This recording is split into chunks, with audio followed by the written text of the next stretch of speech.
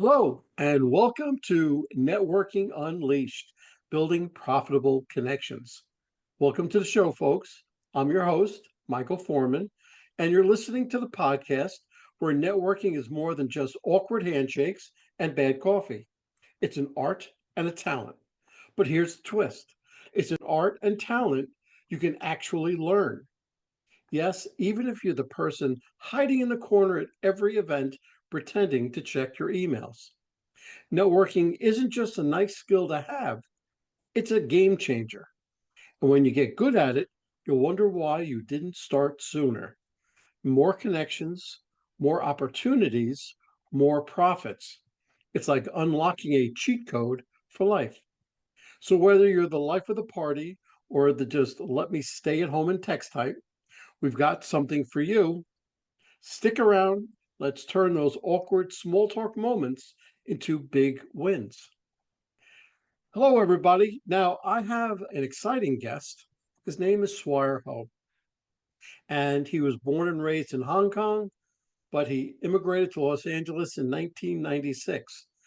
And he's done so much. He has such a vast background that I would do it an injustice if I tried to tell you. So let me just introduce you. Swire, how are you? And welcome to the show. I'm doing well, Michael. Thanks for having me on your show. Not good. I'm glad you're here, first of all. Why don't you tell us a little bit about you, about yourself? My name is Swire, and thanks for the introduction. I came to LA in 1996. I originally wanted to be in entertainment, but I don't play, I don't act, I'm not good looking, but I wanted to be in the entertainment industry. So I studied and became a recording engineer. So worked that for a couple of years. And fast forward a little bit, on the day of my honeymoon, I found out that the company that I worked for at the time went out of business. So that started my entrepreneur journey. So started first in the CD DVD replication business. If you're old enough like me, back in the days, people still buy a lot of this. I'm in the right place at the right time. So did that for about 10 years. In 2013, we sold the business to a competitor in LA. So hindsight, that was very good timing. So got into promotional product business. And now I call myself the promo guy and has been in the promo industry for about 12 years now. Good, good. Wow, that's great. And it seems like your timing was perfect in just about everything that you've done. But let's switch this around a little bit. How has strategic networking played a role in your ability to turn creative ideas into successful business projects? I wish I know more about networking like when I was younger. Like I love networking. This is what I do. This is how I find business. But for example, now my son is a sophomore in college right now. So my advice to him at this point will be you should network with the alumni, with your professors, with other students, that friends that you have, because I tell him he always complained to me that the job market is tough, right? There's a lot of people want the same job. But I told him most positions, like even the executive positions, are taken before they even on the market. Why? Because people network, people know who is up and coming, who they want to work with, who they want to be on the team. So those dream positions actually might not be on the market, but you're able to get through them through networking. So I think that could relate to business as well. Like the best deal out there are not in the open for request for quote. It's already given through handshakes, networking, and then people working from behind the scenes. You're absolutely right. And let's just go back a little bit. You said your son was in college and you told him that networking was so important. I can't begin to tell you how right you are because even today, where I have friends in high places, they network through their college buddies Mhm. and they do work. One guy goes hunting and invites all of his college buddies with him, and they talk business over hunting. Everything is networking. Networking is so crucial, and what goes with that is the trust. And the trust factor is so big and so important that when you go to college with these guys, you have that built in. So half your battle has been fought already. Okay, so What are some key strategies you use to build and maintain strong business relationships that lead to profitable collaborations? I think one of the key to success, if I can use that word, is I like to follow up with my customer. Because listener can think about your experience right now. When is the last time that a sales rep or a representative checked in with you after you purchased from them? That's Chances right. are not that often. But if you are in business development, if you are a business owner, why don't you check in with your customer? Ask them the few question. Are you happy with the product and services that we provided? And then you listen. Sometimes they will give you concern. Sometimes they will complain a little bit. I wish you could deliver on Thursday instead of Wednesday. If this is something that you could solve or do quickly, do that without them asking you again. So you'll be surprised how you could build on your customer loyalty that way just because you listen. Because most big companies don't listen. Or if you try to complain, they have a whole department just listen to you, but then that they're not going to do anything. You're absolutely right. And the follow up, I'm jumping ahead like towards the end of the podcast already, but the follow up is so crucial and so important with your customer base. What system do you use for follow up and how do you follow up? I have a plan that works for me. So obviously everyone is in different business and do different things. Actually, I think the best one that I have learned is from a financial planner. So what he does, obviously the cycle that he sign up a client is longer than when you buy a promotional product. It's faster, transactional. But what he will do is he actually set up for customer loyalty and his referral. He has his planner. So before he sign up a client, he will tell them, we're going to work together. We're very excited. If all goes well, if I'm able to provide what you're looking for, would you be willing to refer me to your friends or colleagues or family member? So he already set that in place. A couple months during the time work together, they check in, make sure that they're happy, and then he go ask for that questions again. So the amount of referral that he could receive as a financial planner has skyrocketed. So there are different ways that we could do that. For me, I'll ask my customer if I know that they work in a larger organization. The same question: do you have any colleagues that could use promotional product? Would you mind to introduce me to them? That's how I'm able to build my relationship. You think it's slow, but one at a time, one at a time. Then what if you never lose any customer? Then how is your business going to grow in 5 years or 10 years? Absolutely. I used to be a mortgage banker, and we did almost the very same thing for referrals. Now, they said you should ask for referrals when you're just starting out, when you first start with that customer or client. But I didn't do that. I waited till we were about halfway through and said, "Are you happy so far?" And they would, of course, say yes. I would ask for a referral. And at the end, when they were so happy, I would ask for a referral. So I would ask twice in the sales cycle, and it came back to me very well. What communication techniques do you use to gain trust and influence in a corporate setting? I think the way is changing right now, and you mentioned it in the beginning of the show, Michael. Like there are generation now, they don't like to speak over the phones anymore. Some of my clients, I can never get them over the phone. Email, maybe, but they do text, and they will be available a lot longer if I text them. So I try to adapt, I try to accommodate, right? So maybe they only do LinkedIn DM. Maybe they only do text messages after 4:30 p.m. So I make notes in my CRM system what they like to do and how I'm able to reach them. Some of them still available before 8 a.m., before the madness start, as people call it. So I learn how people like to communicate. I learn adapt to the style that they like to do things. Some people are more straight on point. Some people like to see a lot of options. So as networking, you gotta be open to everyone. There's not one style for networking. It's just when you go to different situation, different networking groups, there are different dynamics. You might have to shift what works for you at other locations. Do you network in any way, person to person anymore?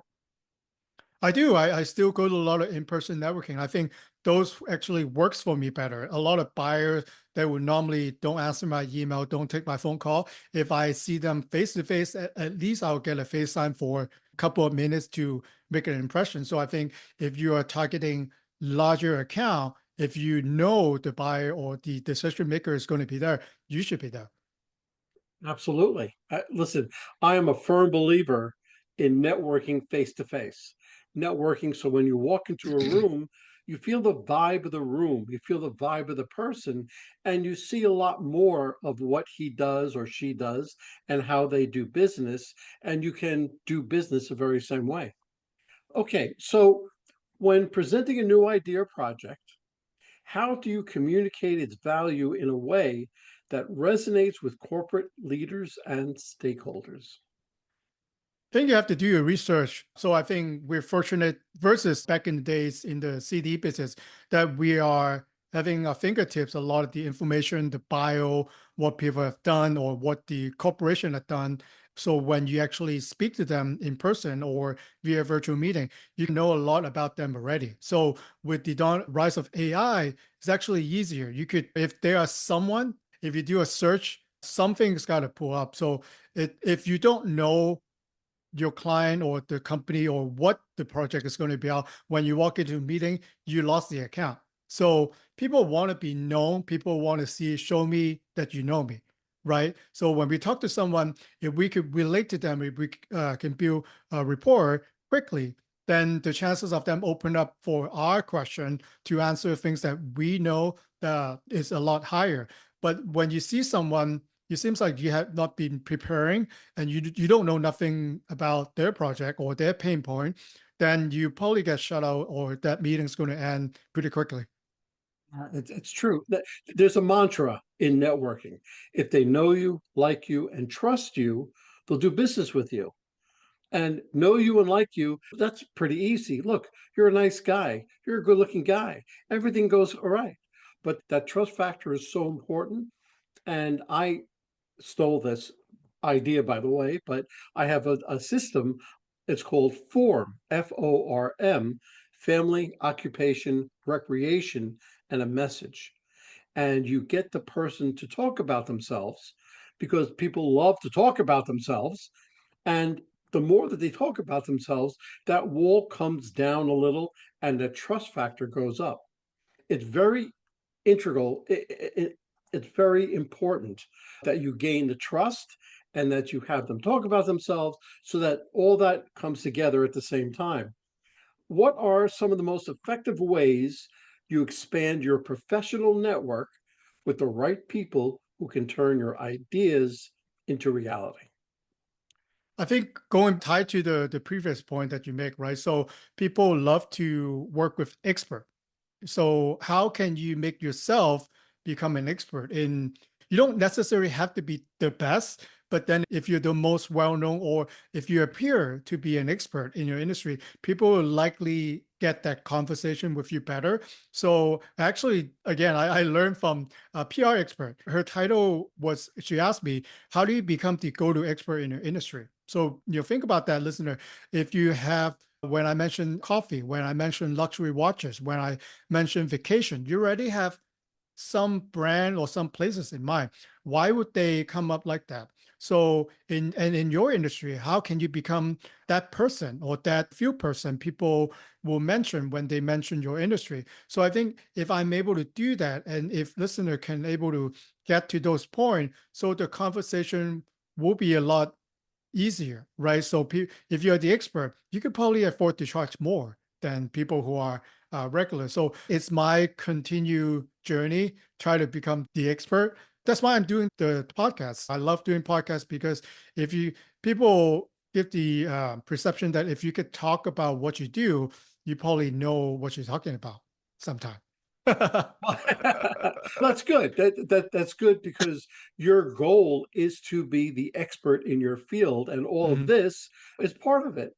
But I'm sure that you've made mistakes in Yeah. the past. Okay, so just give me a general idea of the mistakes you've made and how did you overcome them? I'm not good at small talking, not at all. Like you mentioned in the beginning as well, trying to hide in the corner and pretend I'm doing email. I do that still nowadays, like even after almost 20 years now. So what I overcome those mistakes because I get nervous when I walk into a room with sometimes 100 people that I don't know. I follow my routine. I need to warm up. So I normally will actually go to the magnet, right? The alpha in the meeting or in the event itself. They will talk to anyone, right? They're welcoming, they know everybody. So I know by talking to him or her, they will give me a lot of energy. They will ask me a lot of questions because they know what they're doing. And after the conversation, I'll ask them to introduce me to people that I might want to know.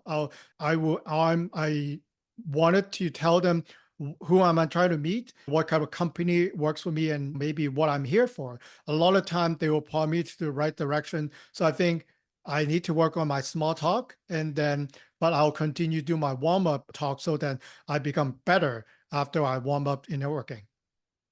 That's very good. And it's really important that you do that warm up and that you practice because this is a skill like anything else. Okay. The more you practice, the better you get. And I do a whole thing when I go on stages and I coach people, whether they are introverts or extroverts. If they're introverts, it's not much different than an extrovert. I have what's called a wingman, and I'll go into that later on. It's really not much different, but you're doing the right thing because you're practicing to get to be better. And once you're better, you become the expert in your field, and then everything opens up for you. Okay. Can you share a time when a connection helped you overcome a challenge and open doors, an unexpected open of the doors? Yeah, actually a recent example. So I'm not going to name names, but went to a conference for hospital organization last year. So I met all the buyers, all the important people. So there were a lot of people, big event. So I talked to the main buyer of a hospital group. They have about 20,000 employees in LA. So big account for me potentially. But as those type of meeting, a lot of people are jumping on to the person as well. So I actually get maybe 2 minutes of FaceTime.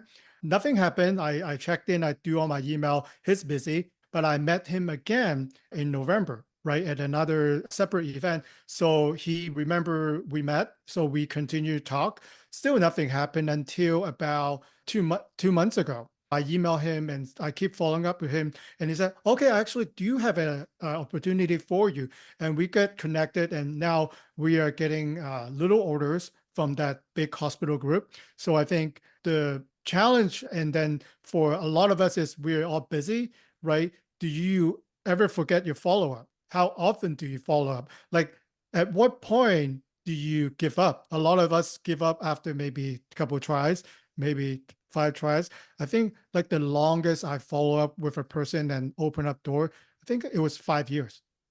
That's a long time. That's a long time. Yeah. It's really, there's in the sales force, you have to reach out and touch somebody, touch their email, talk to them, whatever, like 6 to 12 times before they would respond to you.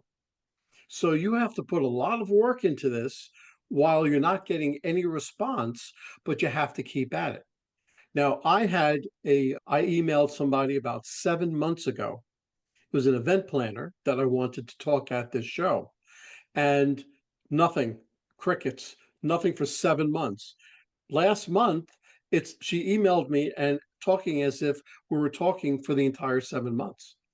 So it's mind blowing. But once you extinguish your options with a potential client, let's say, because I have a secret sauce for following up. And after all of that, if they still don't want to talk to me, I put them onto my drip campaign. In other words, they're emailed once a month just to keep me in front of them and keep me top of mind. Okay, so never give up. Practice, but never give up. If someone wanted to strengthen their business communication and networking skills, what's the first step that they should take? They should definitely learn more about their ideal client, meaning that We all have our ideal client, one that will spend the most money with you, one that will pay you full price, and you love working with them. So if you have not figured out who your ideal clients are, you should definitely do that. And after you know who your ideal clients are, think about the demographics. Think about what they like to do. Are they golfers? Are they going to be at the gym? Are they going to be at a corporate retreat?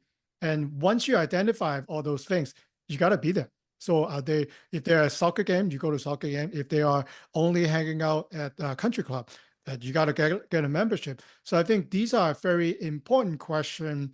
A lot of us sometimes run in circles. We attend a lot of meetings, and then we complain that it's not good for us because you're not going to the right event. Even though an event might cost you, let's say, $1,000 to attend. If your ideal clients are going to be there, there's really, you should consider doing that. Yes, free meeting is good, virtual meeting, no cost are good, but are you finding your ideal clients there? So I think if you can answer the question for who your ideal clients are, the rest of what you're looking for will follow. Very good. Very good. And so let's bring this full swing. All right, tell me, Swire, what is your favorite marketing tactic that you would employ today? I would still find people where they are, especially I will find an industry that none of my competitors are there. Because if you think about in my industry in promotional product, people think it's a commodity. But then if I talk to the right people, which has the right pain point that I can solve, then it will be easier. It's a no-brainer conversation. Going back to what I just said, to find out my ideal clients, know more about them than they know about themselves. If you can do that, then you are in a good point. If they only hang out in a certain place, really, you should go there. Or if they all play pickleball, for example, or if they all do running, you got to take up the hobby. So I think really is if you are strategic and you wanted to make best use of your time, knowing where they are, what they like, and then do and meet them there. Oh, great. Okay, so let me ask you a question. So, if you were to give me one idea that my listeners could take away from everything you've said, they could take away and they could employ it today or tomorrow, what would you suggest that would be?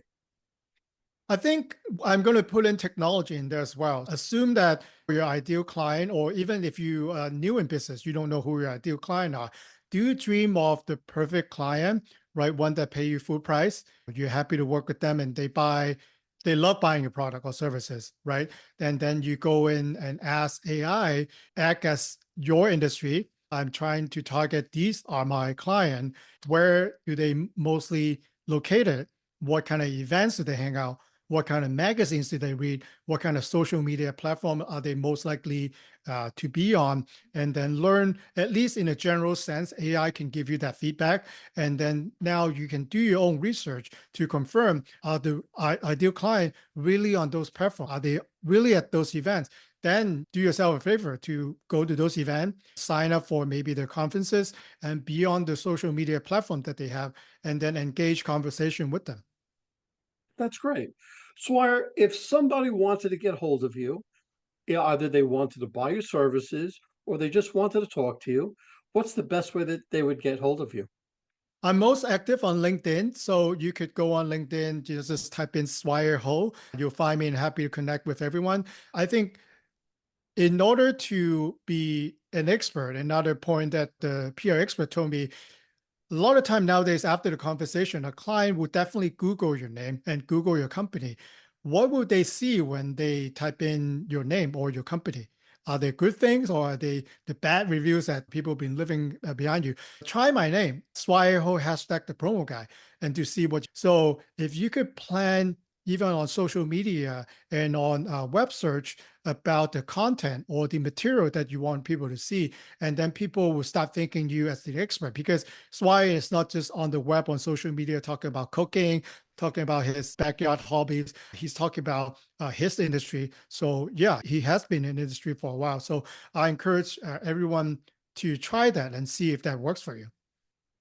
That's great. Swire, I can't thank you enough. This was a great podcast, and thank you for coming on my show. Thanks, Michael. Well, hold on, folks. Don't go anywhere. Let me just read a few of our sponsors that we have. Struggling to reach success? Maybe it's time to quit. In Quit Your Way to Success by Rodney Davis, this reveals 27 steps to breaking bad habits that hold you back. This powerful book helps you rewire your mindset, take control of your actions, and turn setbacks into stepping stones. With real life examples, motivational quotes, and actionable lessons, especially for sales professionals, you'll gain the tools to quit what's stopping you and start winning. Transform your future today.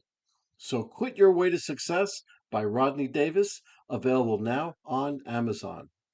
And this is a nonprofit called Revved Up Kids. This is something I believe in wholeheartedly. Revved Up Kids is on a mission to protect children and teens from sexual abuse, exploitation, and trafficking. They provide prevention training programs for children, teens, and adults.